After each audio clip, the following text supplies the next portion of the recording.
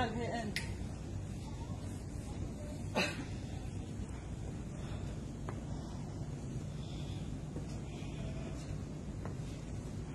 شنو هذا؟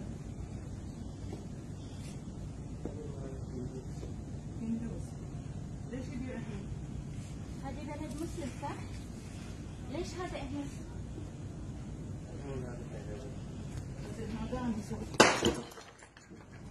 يلا.